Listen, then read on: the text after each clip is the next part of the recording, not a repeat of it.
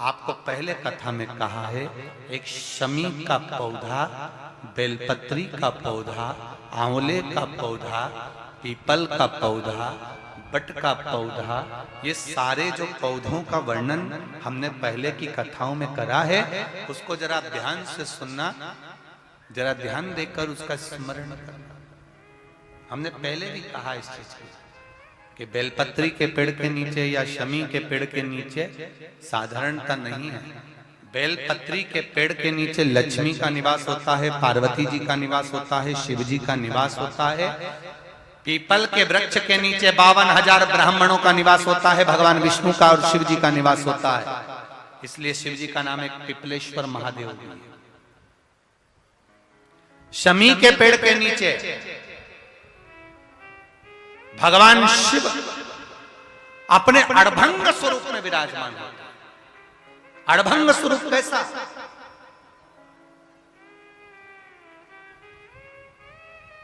हम क्यों कहते हैं कि आप लोगों को भी पहले कहा, शमी का जो पत्ता होता है, देखा है क्या?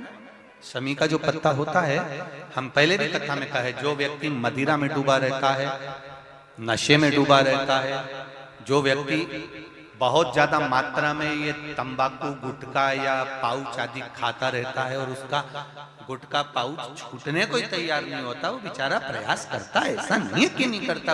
आजकल के जमाने में तो कितनी बड़ी बड़ी बीमारी होने लगी, कैंसर जैसा रोग होने लगा, तो वो छोड़ना चाहता है, ऐसा नहीं कि नहीं छोड़ना चाहता। हर व्यक्ति चाहता है कि मैं व्यसन को छोड़ दूं, पर थोड़े दिन छूटता है, वापिस वो उस व्यसन में लग जाता है। तो हम पहले भी इस कथा को कहे, शमी के वृक्ष के नीचे शमी के मिट्टी का शिवलिंग बनाकर, शमी के वृक्ष के नीचे शमी की ही मिट्टी का शिवलिंग बनाकर उस पर जो बेलपत्र समर्पित करता है और शमी पत्र समर्पित करता है, वो बेलपत्री को उठाकर ले आता है, शमी पत्र के साथ में शिवलिंग की पूजन करी हुई शिवलिंग का विसर्जन कर देता है।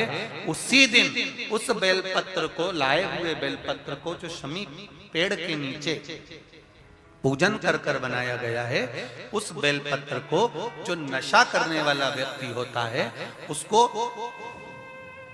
3 दिन तक लगातार पहली पत्ती बीच की, दूसरी पत्ती राइट की, तीसरी पत्ती लेफ्ट की, जो एक एक कर कर 3 दिन तक खिला देता है। 3 या 4 बार अगर प्रयोग कर लिया तो ये निश्चित है दूसरी बार वो नशे में धुत नहीं होगा, ये निश्चित। शमी वृक्ष जो शंकर भगवान का अड़भंग स्वरूप जहां विराजमान,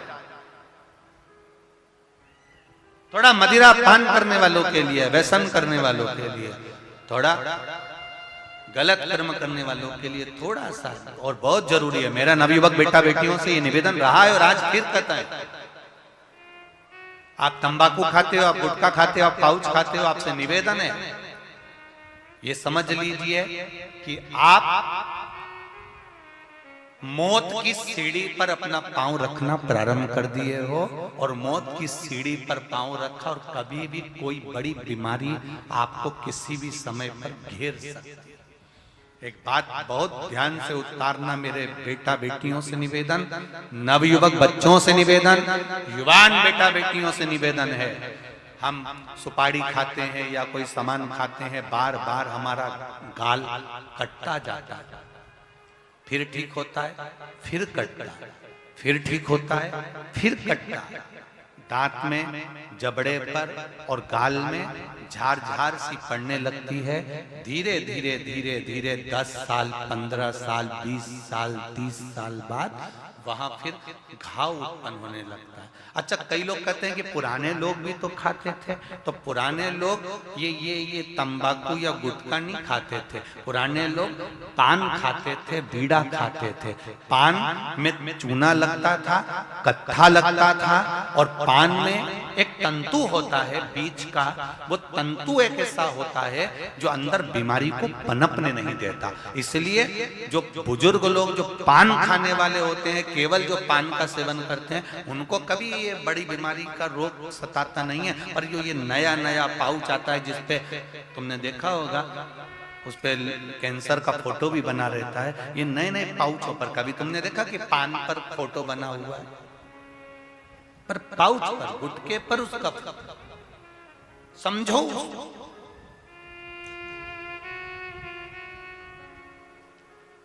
तो कौन से वृक्ष के नीचे पूजन करना है? जम के बोलिए जरा, जम के बोलो जरा। शमी वृक्ष के नीचे।